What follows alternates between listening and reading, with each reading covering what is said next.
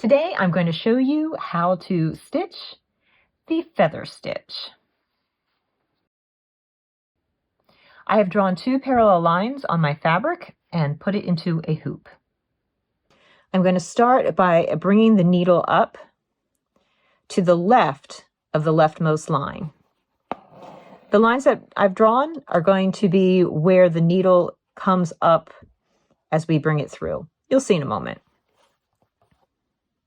Moving my thread to the right there. I'm going to come over onto the top of the right line and come up on that left line, making sure that the thread is under the needle.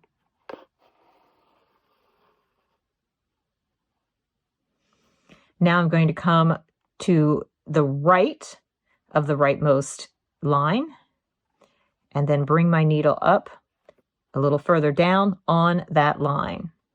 And again, making sure that my thread is under the needle. I will bring that through. I do find that this stitch is best done vertically, working from top to bottom. So to the left of the line and coming up on the line, thread under. Come to the right of the line, and I'm parallel to where I came up on the previous stitch. Moving it a little further down and coming up on the rightmost line. Again, making sure the thread is under the needle. And I'm going to continue that all the way down.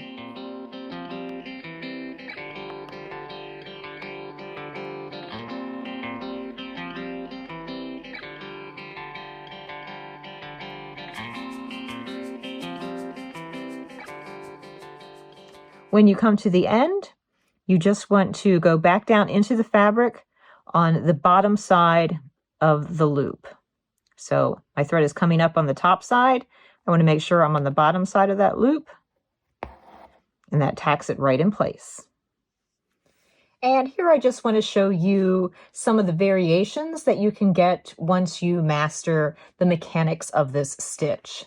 So here I have just a smaller scale of the feather stitch.